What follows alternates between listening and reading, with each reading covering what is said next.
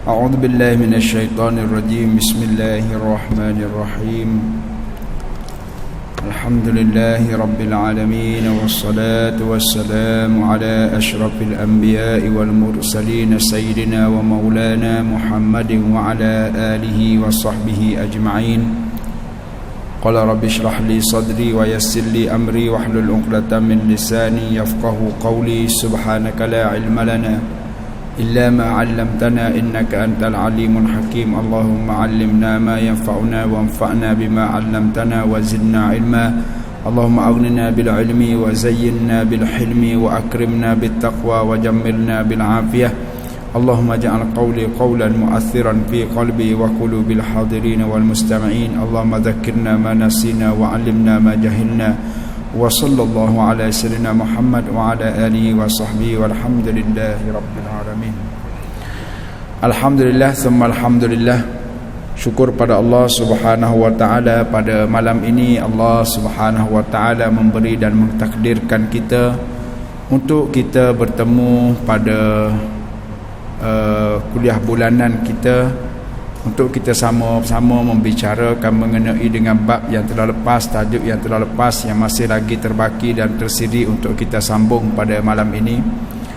Semoga-moga dengan itu Allah Subhanahu wa taala akan memberikan kepada kita ilmu yang diberkati dan juga amalan yang dikira diterima oleh Allah Subhanahu wa taala, walaupun kita kata tidak banyak, walaupun sedikit. Dihormati dikasihi tuan pengurusi masjid, tuan-tuan imam, tuan-tuan bilal, seluruh ahli jawatan kuasa masjid, para asatizah dan alim ulama, tuan-tuan dan puan-puan, Assalamualaikum warahmatullahi wabarakatuh. Alhamdulillah, dalam pertemuan bulanan kita pada malam ini kita akan sambung lagi apa yang terbaki dalam siri pertemuan kita yang telah lepas mengenai dengan bahagian-bahagian dosa telah pun kita ambil. Bahagian dosa ada 4 telah pun kita lalui, dan pada malam ini kita ambil jenis-jenis dosa. Maka jenis-jenis dosa ulama-ulama kita membahagikan ia kepada 2. Nah, walaupun begitu saya sebut dah pada pertemuan yang telah lepas, dari pandangan kacamata ulama tasawuf ataupun ahlus sufi, orang-orang yang rapat al-muqarrabin ini, al-muhsinin muttaqin ini, mereka meletakkan dosa itu hanya satu saja, dosa besar saja. Dia tak ada dosa kecil. Sebab apa? Bila kita duduk kata dosa tu kecil, maka kita kata tak apa, dia kecil je. Maka dia tak nak begitu. Maka begitulah tuan-tuan bersihnya hati mereka, sehingga benda yang kita kata boleh, tetapi mereka tidak cuba-cuba untuk melaku dan membuat, bahkan mereka meletakkan benda tu tak boleh terus. Macam benda syubhat lah, benda syubhat. Bagi orang yang warak, bagi orang yang kita kata hatinya bersih, maka setiap benda yang syubhat maka terus dia tinggal. Kita orang awam ni tak apa lagi kita kata benda syubhat dah. Lalu mereka kata apa? Ulama-ulama yang rapat dengan Allah Ta'ala ini, ataupun orang yang hatinya bersih ini, dia kata dosa tu tak ada dosa kecil, semua dosa besar belaka. Sebab apa dia kata? Sebab dia kata la tanzur ila sigharil maksiyah.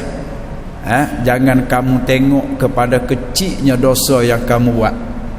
La tanzur ila sigharil maksiyah. Jangan kamu tengok kecilnya dosa. Jangan kamu tengok situ. Jangan kamu kira, jangan kamu tengok alah ni dosa kecil, tak apa. Maka jangan kamu tengok kepada kecilnya dosa itu. Lepas tu nak tengok ke mana? Walakin inzur ila man asaitah. Tetapi kamu tengoklah kepada siapa yang kamu telah berdosakan tu. Maknanya kepada siapa? Kepada Allah. Allah tu siapa? Allah tu gak, kalau kita nak tengok pada nama-nama dia lah. Kehebatan Allah tu bermula dengan Ar-Rahman Ar-Rahim dah, turun sampai ke 99 nama. Itulah dia Allah Subhanahu wa ta'ala. Maka dia kata tak ada, jangan tengok kepada kecilnya dosa, tetapi kepada siapa yang kamu buat maksiat tu. Maksiat ni pun kita dah sebut dah. Maksiat ni pun dalam bahasa Arab, dalam bahasa kita apa dia maksiat? Gapo dia? Maksiat. Kita duk sebut semua ni pencegah maksiat. Pencegah tu bahasa Arab, maksiat tu pencegah tu bahasa Melayu, maksiat tu bahasa Arab. Tuan-tuan, mari kita sama-sama berniat iktikaf. Bagi siapa yang belum niat lagi, semoga Allah Ta'ala melipat gandakan pahala kita insya-Allah. Bagi yang terlupa, apa dia tuan-tuan maksiat? Maksiat diambil daripada kalimah asalnya asa ya'si maksiatan. Apa dia? Keengganan, ketidakpatuhan. Itu maksiat. Bila kita tidak patuh kepada Allah, kita telah melakukan maksiat, melakukan dosa, melakukan kecuaian, dia panggil ketidakmahuan lah, tu keengganan. Tu ya, tu semua tu keengganan patuh kepada Allah Ta'ala tu. Maka dengan itu tuan-tuan dan puan-puan dihormati dikasih sekalian, ahli ahlullah, orang yang rapat dengan Allah ini, lalu mereka tidak meletakkan dosa itu ada dua. Tapi kita orang awam ini tak apa, kita menerima pendapat jumhur kata dosa itu ada dua. Kalau mengikut pandangan jumhur, maka dia kata dosa itu terbahagi kepada dua jenis. Yang pertama dosa kecil. Kita ambil dosa kecil dulu. Apa dia dosa kecil? Siapa tanya pada minggu lepas tak? Tuan Bilal kita saya rasa tanya apa dia, mungkin Tuan Bilal kita tak bertugas malam-malam ni, tapi saya nak jawab soalan dia tu tadi mengenai dengan apa dia dosa kecil tu. Tapi mungkin sorry tak nampak sebab beralih tempat. Biasa duduk tempat lain, ni duduk tempat lain, jadi tak perasan. Minta maaf, afwan. Dosa kecil tu maknanya apa dia? Dia kata dosa kecil itu ialah apa-apa ataupun barang yang tidak dijanjikan dengannya hak. Mana tak ada hak, mana kita buat ni tak ada apa-apa. Ataupun sama ada had itu di dunia ataupun janji seksa di akhirat, tak ada. Macam haram tu kan ada. Haram ada. Tapi dosa kecil ni tak ada. Maknanya kalau kita buat pun tak ada janji apa atas dunia ni. Dan akhirat pun tak ada janji apa juga di akhirat. Itu dipanggil dengan dosa-dosa kecil. Tuan pengarang kitab kita ini membawa satu ayat, yang diambil daripada suratul Najmi ayat 36. Tuan boleh rujuk dalam suratul Najmi ayat 36. Allah Ta'ala kata alladzina yajtanibu kaba'iral ithmi wal fawahisha illa lamam.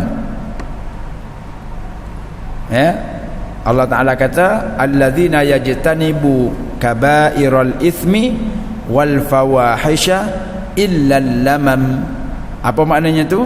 Orang-orang yang menjauhkan diri mereka itu akan al-kabair, dosa-dosa besar, dosa besar dan besar-besar daripada dosa. Maknanya kita kata dosa-dosa besar lah dalam terjemahan kita.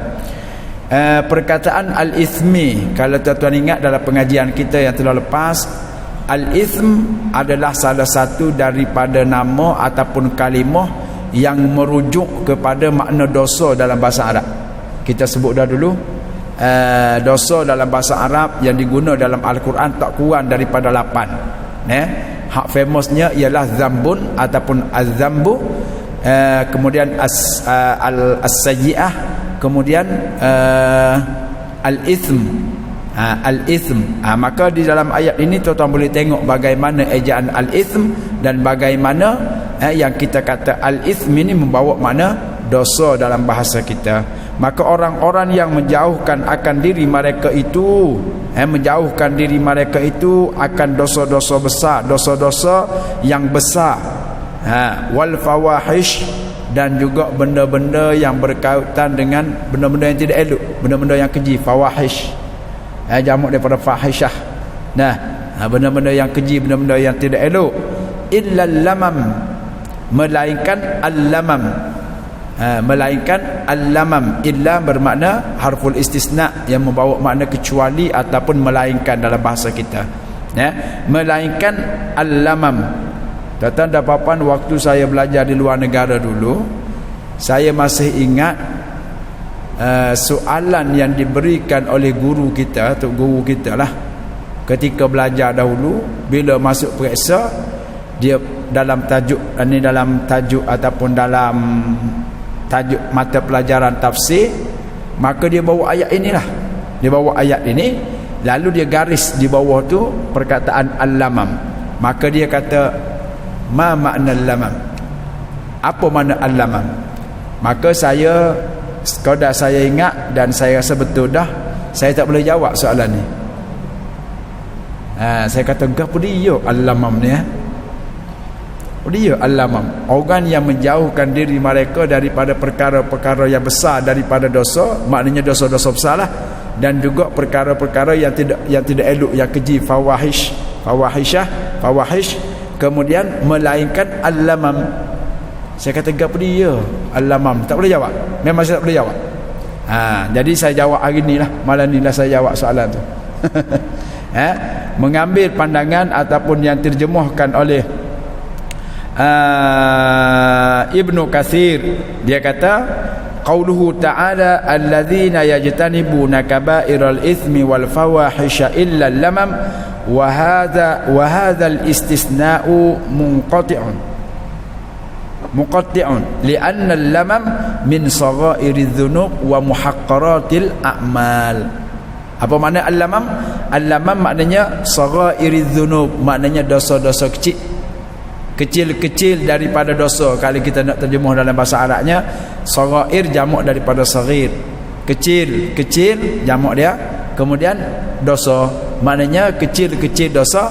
Kita ubah nak bagi mudah faham, dosa-dosa kecil.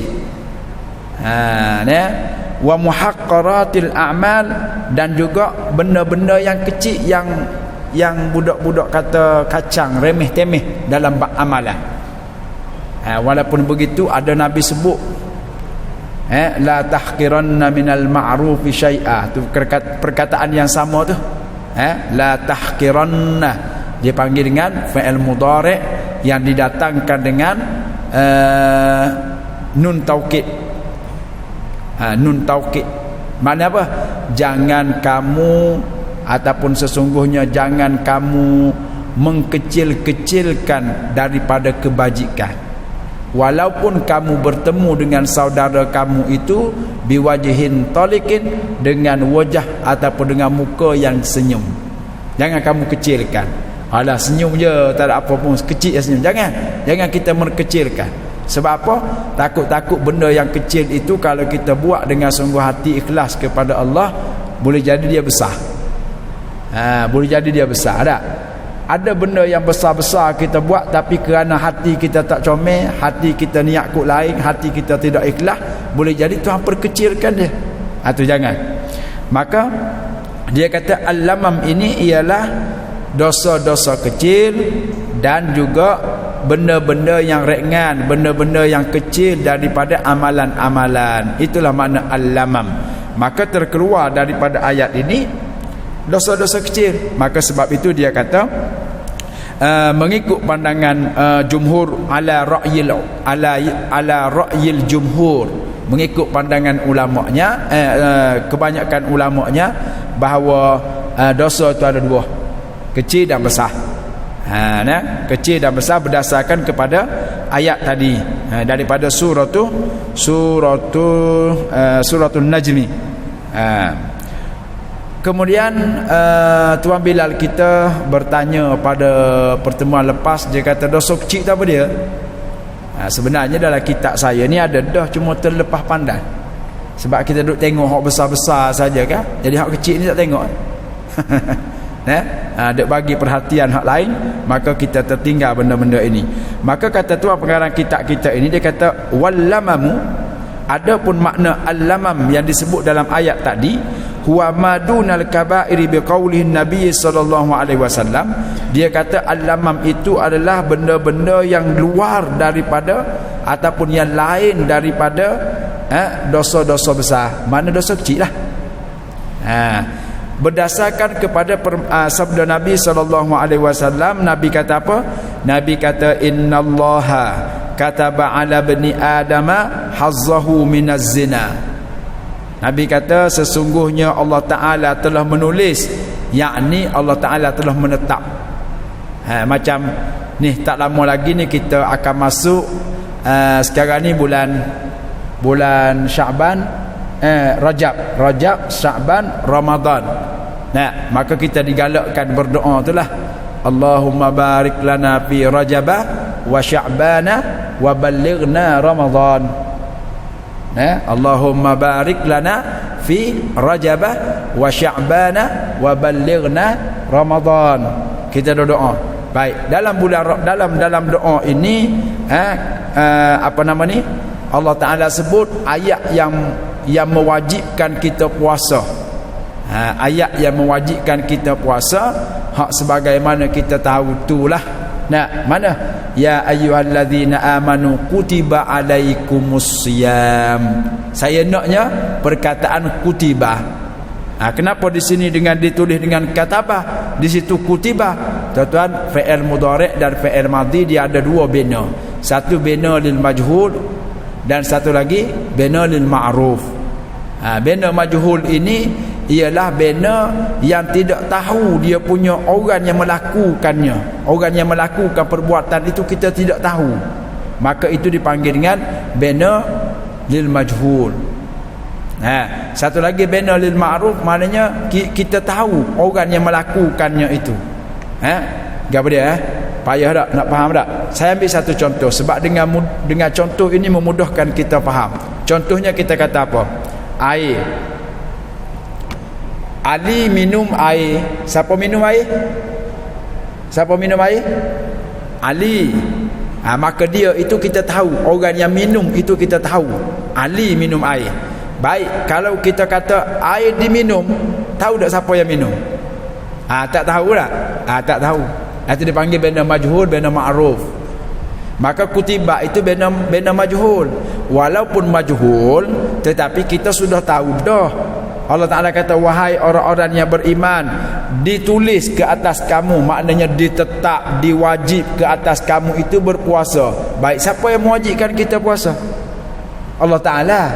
Betul tak? Bukan Nabi, bukan ulama.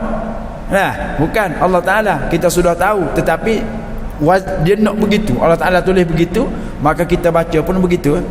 Tapi di sini bannernya ma'ruf. Maknanya dah ada siapa dia yang menulis? Allah. Sesungguhnya Allah telah menulis di atas anak-anak Adam itu apa dia? Nasibnya daripada zina. Maknanya Allah Ta'ala telah tetap dah di atas Bani Adam ini, kita semua ini bahagian daripada zina. Kita kata kita tak berzina, nanti dulu, hadis tak habis lagi ni. Maka syarah dia yang dia kata hazzuhu minaz zina itu apa dia? Lalu dia kata adraka dzalika la mahalah, kita mesti terjebak, mesti terkena benda itu, tak dapat lagi. Zina kat mana? Dia kata fa zinal aini an-nazaru. Maka dia kata berzina mata itu bila?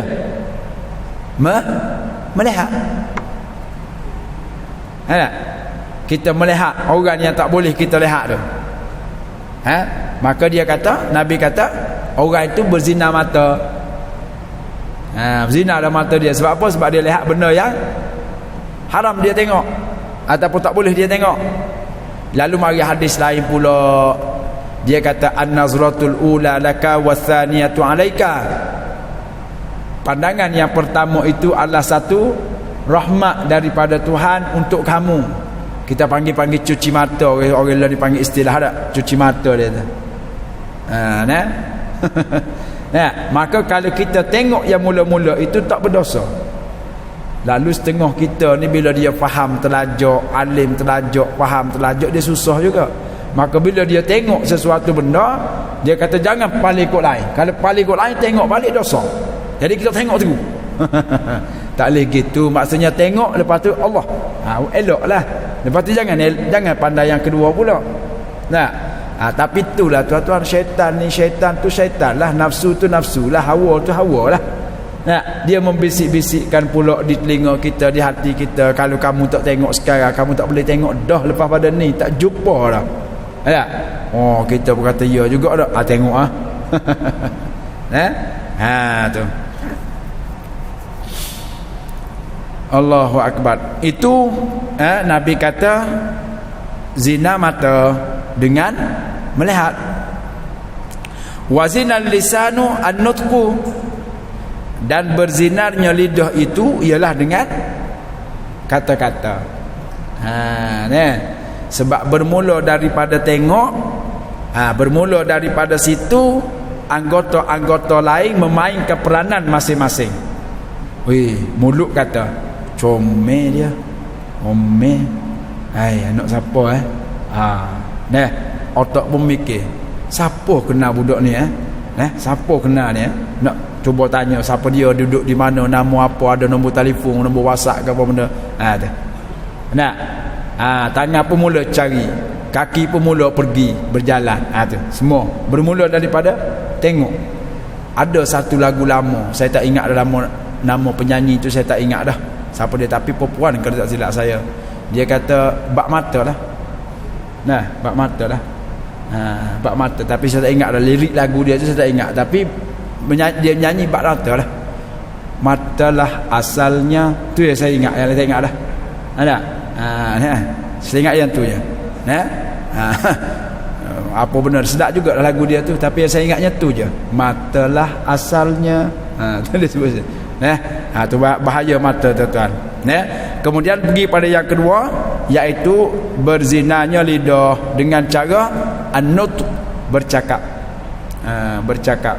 Tuan-tuan dan puan-puan, dalam bab percakapan ini, kita laki-laki tu dia ada sempadan juga. Orang perempuan lagi banyak sempadannya. Siapa sebut dalam kitab-kitab fiqh, orang perempuan sama ada dia bersuami ke tidak bersuami, lebih-lebih lagi dia bersuami bila orang ajnabi datang ke rumah dia, yakni kawan suami dia ke ataupun saudara saudara waris-waris dia yang sah nikah dengan dia. Setengah kata, setengah ulama kata dia kena tutup hidung bercakap. Sebab apa? Sebab tak nak bagi suara tu jadi comel, jadi halus molek. Sebab apa? Bila orang dengar, sedap suara dia, sedap suara dia. Tu mula. Itu pun ada lagu juga.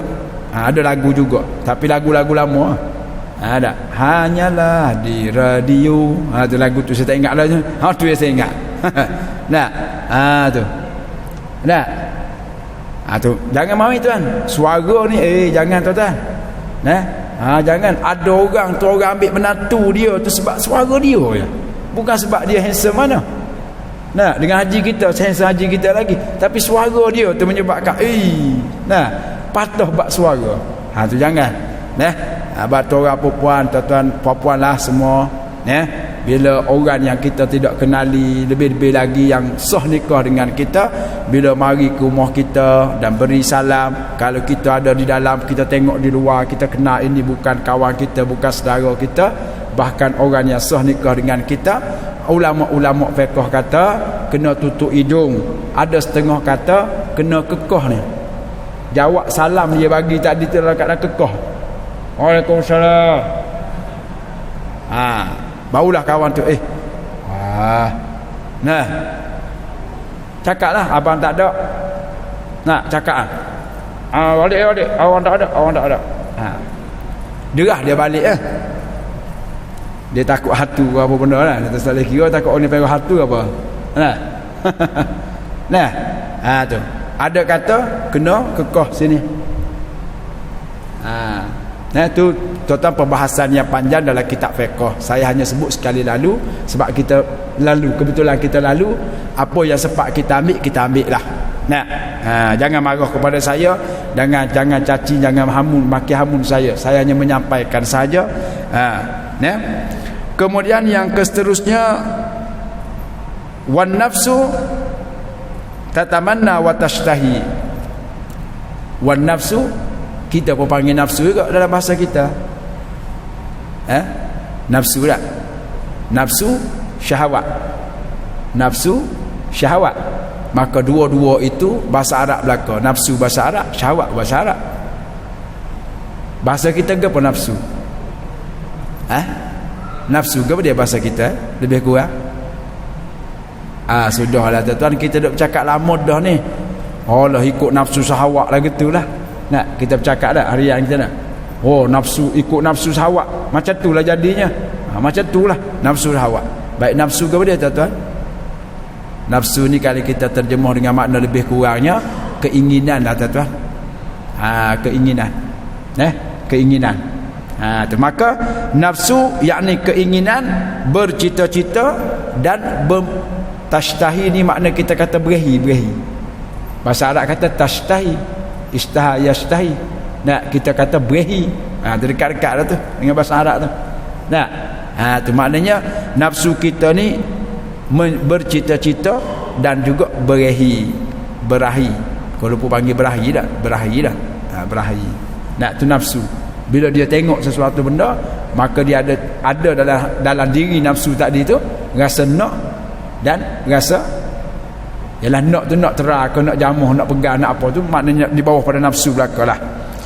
Kemudian semuanya itu akan ditasdikkan ataupun akan disahkan, akan dibenarkan oleh apa? Lalu Nabi kata wal farju.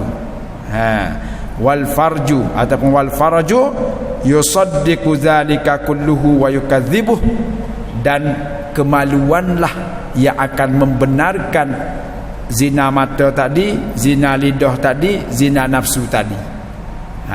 Farad je. Ataupun nafsu kemaluanlah yang membohong. Maknanya kita tak berzina secara hakikat, hanya setina melihat dan juga menyentuh tangan dan juga bercakap, itu sahaja. Maka berdasarkan kepada hadis ini akhrajahul Bukhari, makna hadis ini adalah di bawah tahap yang sahih kerana ianya dikeluarkan ataupun diriwayatkan oleh, dipanggil dengan syaikhan ataupun muttafaqun alaih. Mana hadis yang sahih lah, hadis yang diriwayat oleh Imam Bukhari dan juga hadis yang diriwayat oleh Imam Muslim dalam kitab sahih masing-masing. Maka tuan-tuan boleh rujuk dalam kitab ni, nombor hadis dia lebih kurang dalam, saya pun 6243, kemudian 6612, itu riwayat Bukhari, dan Muslim ada 6657. Itu nombor hadis dia. Tuan-tuan boleh carilah kalau nak lebih lanjut mengenai dengan hadis ini. Maka dia kata fahadhil ma'asi, maka ini dosa-dosa ini laisat illa minas saghairi, maka tidaklah ia termasuk melainkan daripada dosa-dosa yang kecil. Dosa yang kecil yang kita boleh hapuskan dia dengan cara macam mana? Allati tukaffaru bi kasratit ta'at, yang mana kita boleh gugurkan dia, kita boleh hilangkan dia, kita boleh kifaratkan dia, kita boleh hapuskan dia, kita boleh padamkan dia dengan cara bi kasratit ta'at, dengan cara kita memperbanyakkan ketaatan kepada Allah. Hak Nabi sebut tu adalah satu, bila kita basuh muka maka air yang gugur itu, maka sekali dengan air itu adalah dosa-dosa, maka ulama sepakat kata dosa kecil. Bila kita basuh tangan, air tangan itu turun, maka bersama-sama dengan air itu adalah dosa-dosa kecil. Adapun dosa besar, maka dia kata wal ibadat, dengan kita memperbanyakkan ketaatan, dengan kita memperbanyakkan ibadat. Taat bahasa Arab, ibadat pun bahasa Arab, tapi dah menjadi bahasa Melayu dah. Wal a'mal as-salihah, dan amalan-amalan yang baik kita panggil dengan amalan yang soleh, kita panggil amalan bahasa Melayu, soleh bahasa Arab. Maka wal a'mal as-salihah kita terjemah dengan bahasa kita yang penuhnya, amalan-amalan yang baik. Soleh itu mana baik. Amalan-amalan yang baik yang kita buat, dia boleh menggugurkan dosa-dosa kecil tadi.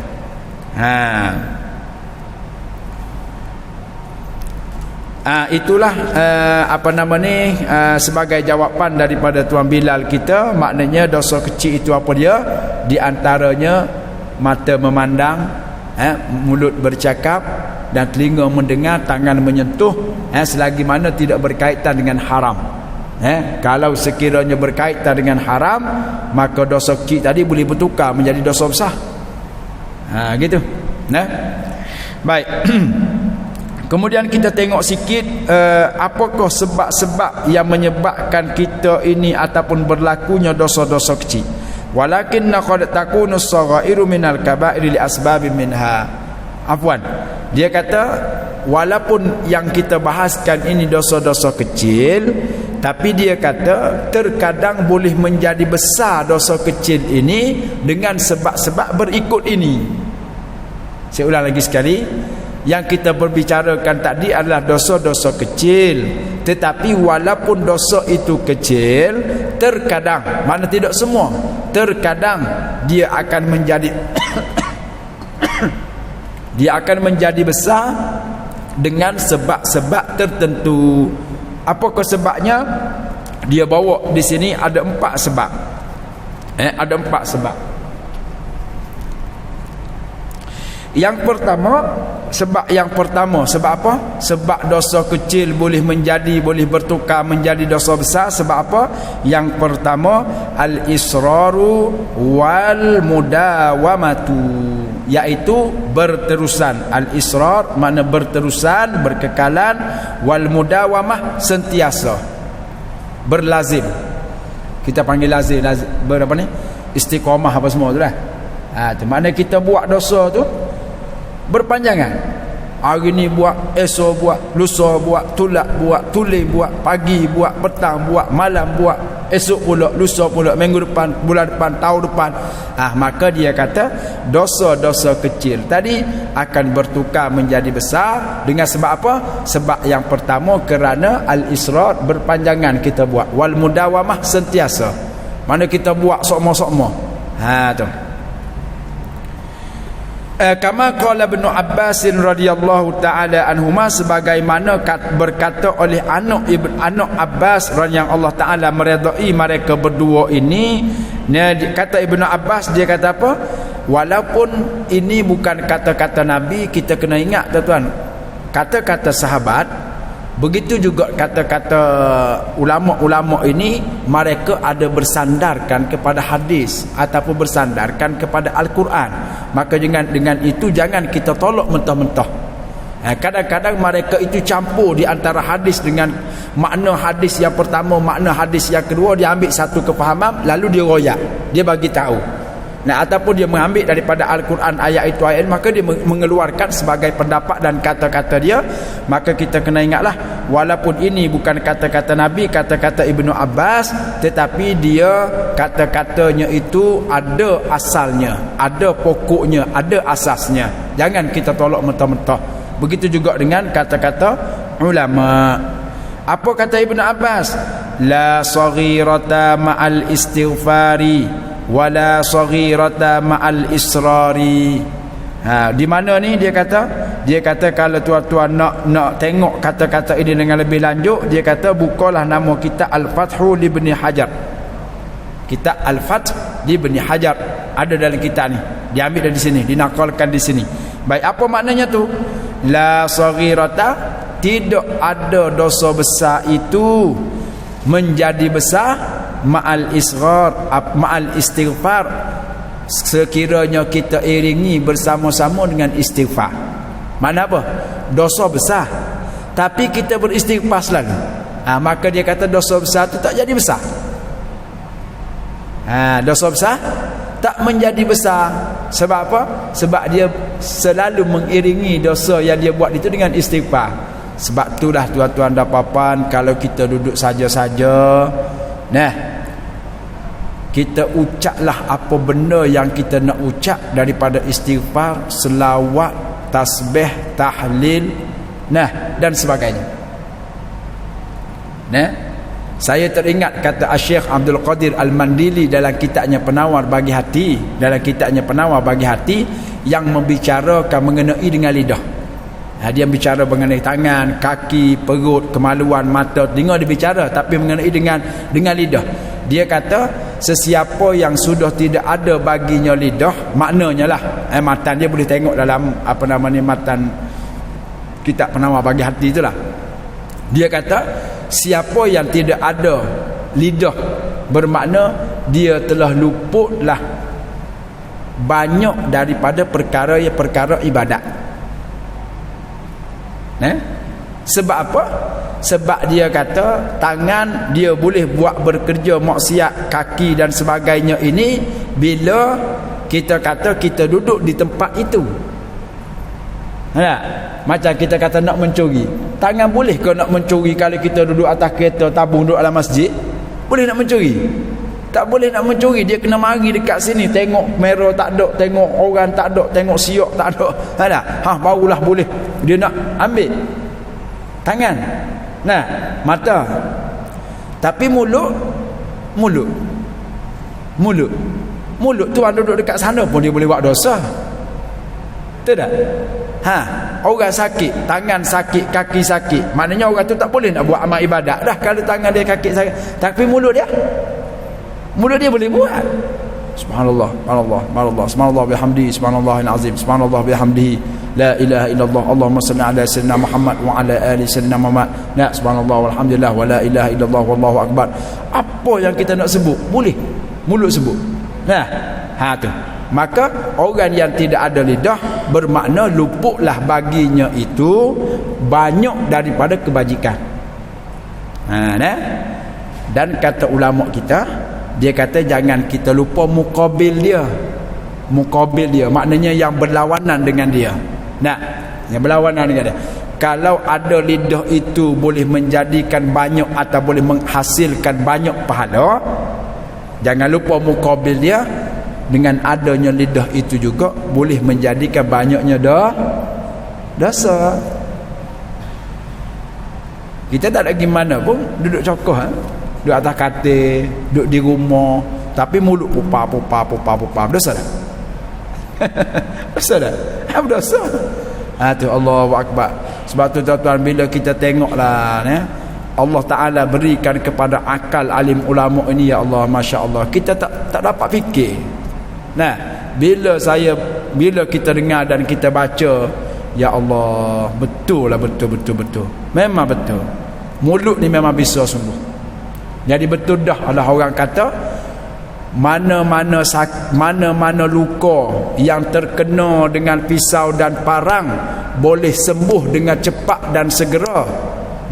Tetapi tidak mana-mana hati yang terkena dengan kata-kata orang. Ingat tak? Bisa tak mulut tak? Bisa deh. Bisa tak? Tuan-tuan pun takkan tak ada pengalaman. Kita tak boleh jumpa dengan orang ni. Kalau kita jumpa dengan orang ni, kita ingat selalu apa yang dia kata kat kita dulu. Bila tu dulu tu? Kalau kira-kira 30 tahun dah. 30 tahun dulu. Ingat lagi. Luka pisau seminggu, okey. Maka ulama-ulama kita kata menak nisbahkan bahaya tak bahaya lidah ini, lalu dia kata apa? Dia kata baik salah selok kain daripada salah kata-kata. Pernah dengar tak? Pernah dengar tak? Baik kita terselok kain kita pakai. Tiba-tiba salah sikit naik ke atas, menyebabkan orang boleh tengoklah kita kata betih kita ke apa dah. Maka orang pun kata, aku tengok orang tu betih dia lagu tu. Bila masa? Seminggu dia bercakap. Patutnya tak ada. Tapi kalau salah kata-kata, orang ingat siapa ketua. Kadang-kadang siapa keturunan anak dia tu pun boleh tahu. Ayah dia cerita, mak dia cerita. Allahu akbar. Hebat sungguh lidah. Itulah dia tuan-tuan dan puan-puan. Maknanya walaupun tangan kita tak boleh buat kerja, tapi lidah kita boleh buat kerja. Maka kerja lidah kita itu kita guna kok mana? Kalau guna kok baik, maka duduk saja-saja itu boleh menjadi kebaikan. Kalau tidak, dia akan menjadi dosa banyak. Kita nak ambil pihak ni je. Maka yang kita naknya ialah wala saghirata ma'al israri, dan tidak ada jenis dosa kecil itu yang berkekalan, tak jadi kecil. Maknanya tak akan jadi kecil dosa kecil itu apabila kita berkekalan dengan dia. Hari ni buat, petang buat, pagi buat, malam buat, esok pagi buat, lusa buat, petang pagi petang, tulak minggu depan, bulan depan, tahun depan. Lama-lama hak kecil itu akan menjadi besar. Bandingan dia kata wa inna minal jibali minal hasa, sesungguhnya bukit itu boleh menjadi bukit kerana adanya batu-batu kecil. Nah, batu-batu kecil ialah tersusun jadinya bukit. Maka sama tadi, dosa tadi kecil, lama-lama jadi besar. Orang tua-tua kita kata apa? Kecil-kecil sikit-sikit lama-lama jadi bukit. Setakat tu dulu tuan-tuan, masa kita nak isyak dah. InsyaAllah kita akan tengok dalam pertemuan yang akan datang sebab yang kedua. Sebab yang kedua, kenapa dosa itu boleh bertukar menjadi, dosa kecil boleh bertukar menjadi besar. Subhanakallahumma hamdika asyhadu an la ilaha illa anta astaghfiruka wa atubu ilaik. Bismillahirrahmanirrahim. Al-'asr innal insana lafi khusr illa alladziina amanu wa 'amilus solihat wa tawassaw bil haqqi wa tawassaw bis sabr. Bismillahirrahmanirrahim. Alhamdulillahil alamin wassalatu wassalamu ala rasulillah wa ala alihi washabbihi ajma'in. Allahumma 'allimna ma yanfa'una wanfa'na bima 'allamtana wa zidna ilma. Allahumma inna na'udzubika min 'ilmin la yanfa'u wa qalbin la yakhsha nafsin la tashba' wa la yashma' wa na'udzubika ya rabbana من هؤلاء الأربع وصلى الله على سيدنا محمد وعلى آله وصحبه والحمد لله رب العالمين والسلام عليكم ورحمة الله وبركاته.